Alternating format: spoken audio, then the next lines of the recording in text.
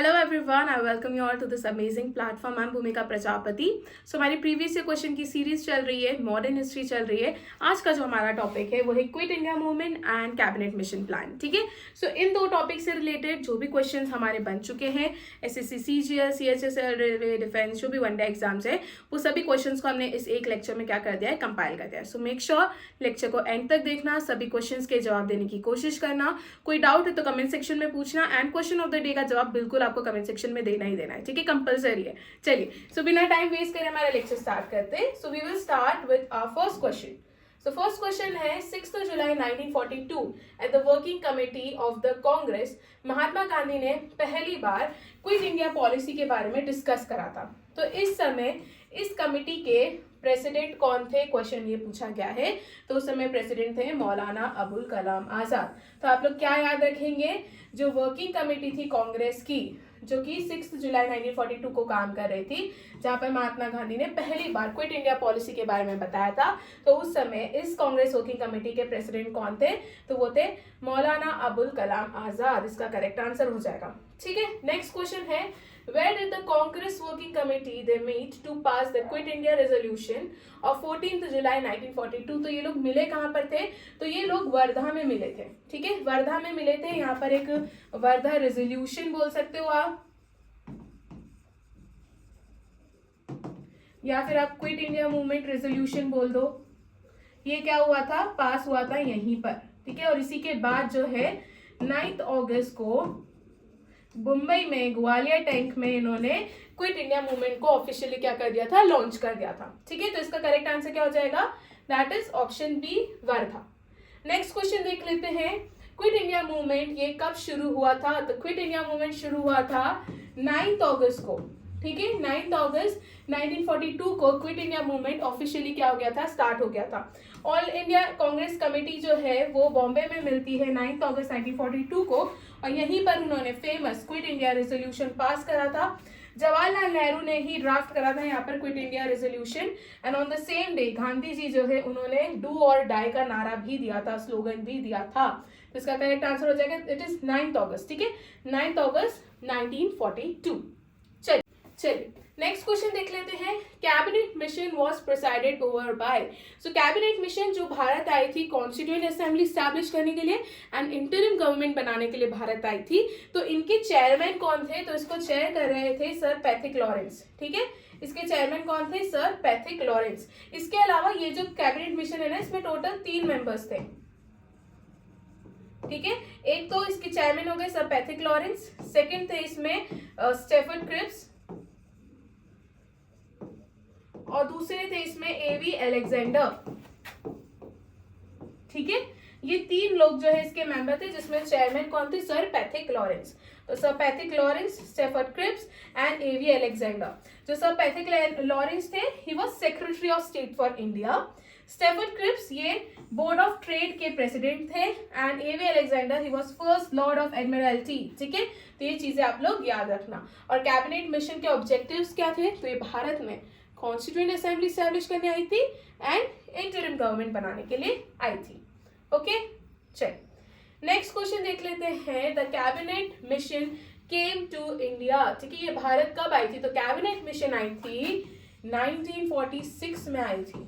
ठीक है, यहाँ पर क्या है, सारे ऑप्शंस 1942 के हैं, तो नन ऑफ द अबव इसका क्या हो जाएगा, करेक्ट आंसर हो जाएगा. तो जब वर्ल्ड वॉर सेकेंड जो है खत्म होता है, इट सॉ के जो लेबर पार्टी थी अंडर मिस्टर क्लीमेंट एटली, उन्होंने इंग्लैंड में इलेक्शंस जीते और he was very sympathetic towards India. इसके पहले कौन थे, विंस्टन चर्चिल थे, और उनको भारत से बिल्कुल नफरत थी, है ना. अब क्या हो गई, यहाँ पे सरकार बदल चुकी है, यहाँ पे क्लीमेंट एटली आ चुके हैं, वो बहुत सिंपैथेटिक थे इंडिया की तरफ. उन्होंने डिसाइड करा कि अब भारत को आज़ादी दे दी जानी चाहिए, तो इसलिए उन्होंने कैबिनेट मिशन भारत भेजा था इंटरिम गवर्नमेंट बनाने के लिए एंड कॉन्स्टिट्यूशन बनवाने के लिए. ठीक है, so the secretary of state Pethick Lawrence जो है, उन्होंने 19 Feb 1946 में ये लोग यहाँ से निकलते हैं भारत के लिए, और ये जो है कॉन्स्टिट्यूशनल रिफॉर्म्स लाने के लिए भारत आए थे. तो ये कैबिनेट मिशन दिल्ली कब आया था, तो 2 अप्रैल 1946 में आया था. और ये जो कैबिनेट मिशन था टू इंडिया, इसमें कौन कौन थे, sir Pethick Lawrence, A V Alexander and Stafford Cripps. Clear है? चल नेक्स्ट क्वेश्चन देख लेते हैं। In which ground of Bombay the proposal was pass for quit India movement. तो क्या था? ग्वालियर टैंक था। यहीं पर ग्वालियर टैंक बॉम्बे में क्विट इंडिया मूवमेंट को क्या करा था? इसका प्रपोजल पास किया था 9 अगस्त को। यहीं से क्विट इंडिया मूवमेंट शुरू होता है और यहीं पे गांधी जी ने डू और डाई का नारा भी दिया था। चल quit India movement was primarily launched at, तो कहाँ पर है? तो ग्वालियर टैंक मुंबई में जो है इसको क्या किया गया था? शुरू किया गया था। तो ऑप्शन सी इसका करेक्ट आंसर हो जाएगा।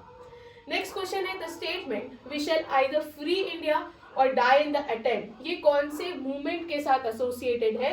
तो ये नॉन कोऑपरेशन मूवमेंट के साथ एसोसिएटेड है। या तो हम भारत को आजादी दिला दें या तो हम इस आजादी को दिलाते दिलाते कम से कम कोशिश करते करते मर जाए। ठीक है, नेक्स्ट क्वेश्चन है हमारा मेड इट्स प्रपोजल इन मे। ठीक है, इन्होंने अपना प्रपोजल मई में बना लिया था and they still wanted a united Indian. There was to be the federal union जो कि ब्रिटिश प्रोविंसेस के थ्रू कंपोज होगा। ये बात जो है ये स्टेटमेंट किसने पास करा था? तो ये स्टेटमेंट दिया था कैबिनेट मिशन ने। ठीक है, इसका करेक्ट आंसर क्या है? Option D cabinet mission. ठीक है, इन्होंने क्या कहा कि इन्होंने अपना प्रपोजल मई में दे दिया था। ये अभी भी एक यूनाइटेड भारत चाहते थे बट उनका मानना था कि एक फेडरल यूनियन होना चाहिए जो ब्रिटिश प्रोविंसेस से मिलकर बन रहा हो। ठीक है, यहाँ पर देख लो एक बार कैबिनेट मिशन के बारे में ऑब्जेक्टिव हम लोग देख चुके हैं। दे promulgated on 16 May 1946 the plan कि वो एक यूनाइटेड डोमिनियन भारत के लिए बनाना चाहते हैं। ठीक है, यूनाइटेड डोमिनियन भारत के लिए बनाना चाहते हैं as a loose confederation of provinces. ठीक है, और this came to be known by date of its announcement, ये उसी के अनाउंसमेंट के बाद नाम से जानी गई। यहाँ पर एक यूनाइटेड डोमिनियन भारत के लिए, ठीक है, जो इंडिपेंडेंस के बाद इन लोगों को दिया जाएगा ये डिसाइड किया गया था। मुस्लिम लीग की जो पाकिस्तान की डिमांड थी उसको रिजेक्ट कर दिया गया था।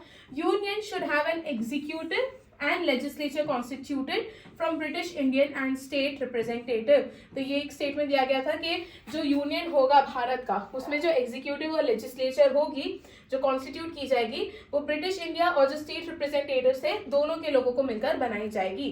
कॉन्स्टिट्यूंट असेंबली फॉर्म होगी with representative of state legislature and princely states, और कॉन्स्टिट्यूट असेंबली को फॉर्म करने की बात की गई थी। कैबिनेट मिशन प्लान है ये हमारा। ओके, चलिए इसके अलावा हमारा हिस्ट्री का कोर्स लॉन्च हो चुका है जिसमें Asian medieval and modern history, ये कोर्स कंप्लीट हो चुका है। आपके एग्जाम्स लाइंड अप है, कैलेंडर आ चुका है। सो मेक श्योर ढंग से प्रिपरेशन कीजिए। आप इस कोर्स को परचेस कर सकते हैं। पूजा जैन क्लासेस एप्लीकेशन जो है प्ले स्टोर से डाउनलोड करना है, वहां पर पहले डेमो लेक्चर देखिए और फिर इस कोर्स को परचेस करना। ठीक है, चलिए इसके अलावा हमारे पास एसएससी सीजीएल 2025 की टेस्ट सीरीज है जिसमें geography, economics, polity, static GK, science के सारे क्वेश्चंस उसको मिला के पूरा जो है यहाँ पर टेस्ट सीरीज बनाई गई है। 99 रुपीज की है, सेम है पूजा जैन क्लासेस ऐप से आप इसको परचेस कर सकते हैं। उसके बाद हमारी नवंबर की मंथली मैगजीन आ चुकी है, हमारे पास दिसंबर की भी मैगजीन आ चुकी है जिसमें आपको 200 प्लस एमसीक्यू क्वेश्चंस देखने को मिल जाएंगे, 1 लाइनर फैक्ट्स देखने को मिल जाएंगे, 1 लाइनर क्वेश्चंस देखने को मिल जाएंगे एंड सिर्फ 20 रुपीज की। इसको भी आप कहाँ से परचेस कर सकते हैं? पूजा जैन क्लासेस ऐप से। नेक्स्ट है हमारे पास बैंकिंग मैगजीन भी आ चुकी है हमारी। ठीक है, दिसंबर 2024। यहाँ पे थ्योरी और 100 एमसीक्यूज क्वेश्चन आपको देखने को मिलेंगे। इसमें general awareness, banking, finance, static current affairs सारी चीजें डिटेल में एक्सप्लेनेशन के साथ मिलेगी। आप इसे भी पूजा जैन क्लासेस ऐप से क्या कर सकते हैं? परचेस कर सकते हैं। ठीक है, अगर आप बैंकिंग एस्पिरेंट है तो ये तो आप लोगों के लिए बहुत इंपॉर्टेंट है। ओके, चलिए नेक्स्ट क्वेश्चन देख लेते हैं। With reference to the cabinet mission which of the following statement is correct. तो अगर मैं कैबिनेट मिशन की बात करूं तो इसमें से कौन सा स्टेटमेंट करेक्ट है? इन्होंने फेडरल गवर्नमेंट एस्टैब्लिश करने की बात कही थी, ये बिल्कुल करेक्ट है। It enlarge the powers of Indian courts, बिल्कुल नहीं, ऐसा कुछ नहीं हुआ था। It provided for more Indian and ICS, ये बात भी नहीं हुई थी। तो इसका करेक्ट आंसर है सिर्फ option 1 only, that is option A. इसका करेक्ट आंसर हो जाएगा इन्होंने फेडरल गवर्नमेंट बनाने की रिकमेंडेशन दी थी।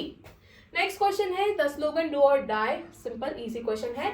महात्मा गांधी ने जो है ये स्लोगन दिया था डू और डाई, करो या मरो। चलिए नेक्स्ट क्वेश्चन है quit India movement was launched in response to, तो किस चीज के रिस्पांस में क्विट इंडिया मूवमेंट बेसिकली शुरू हुआ था?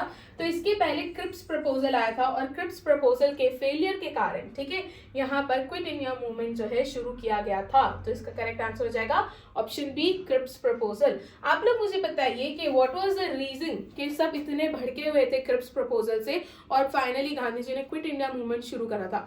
तो क्रिप्स प्रपोजल जो इसमें क्या क्या पॉइंट्स थे वो बताइए मुझे, कहाँ पे बताइए? कमेंट सेक्शन में, है ना। चलिए, Which of the following parties did not support Quit India Movement? तो इनमें से किसने क्विट इंडिया मूवमेंट को सपोर्ट नहीं करा था? सो याद रखना, ना ही हिंदू महासभा, ना ही the communist party of India and the unionist part of Punjab, इनमें से कोई भी सपोर्ट में नहीं था क्विट इंडिया मूवमेंट के। तो इसका करेक्ट आंसर हो जाएगा all of the above. Next question देख लेते हैं, bye whom the Quit India resolution was moved in the Bombay session of Congress in the year 1942? तो ये रेजोल्यूशन जो है क्विट इंडिया रेजोल्यूशन, ये बॉम्बे का जो सेशन हुआ था इसमें किसने मूव करा था?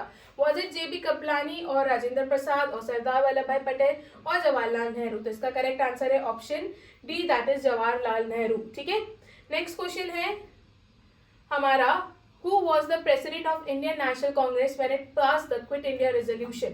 तो जब क्विट इंडिया रेजोल्यूशन पास हुआ था, हमने फर्स्ट क्वेश्चन ही डिस्कस कर दिया, रिपीट हो गया, इट वाज मौलाना अबुल कलाम आजाद।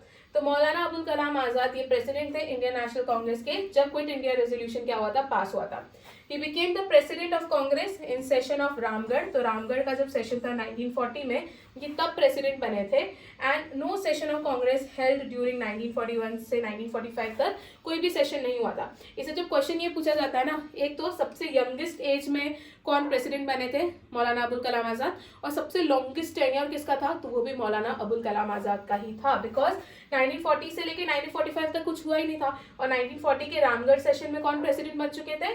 तो वो थे मौलाना अबुल कलाम आजाद। ओके, चल नेक्स्ट क्वेश्चन देख लेते हैं। Question number 18, quit India movement was reaction of the disappointment of Indians against Cripps mission. तो क्विट इंडिया मूवमेंट जो है, क्विट इंडिया मूवमेंट किस चीज का रिएक्शन था? क्वेश्चन ये पूछा है। पहली चीज, disappointment of Indian National Congress against Cripps mission. Definitely मैंने अभी बताया कि क्रिप्स प्रपोजल जो था उससे काफी ज्यादा ये लोग डिसअपॉइंटेड थे। वो डिसअपॉइंटेड क्यों थे उसका जवाब आप लोग मुझे कहाँ दे रहे? कमेंट सेक्शन में, है ना। ठीक है, तो ये बात बिल्कुल करेक्ट है।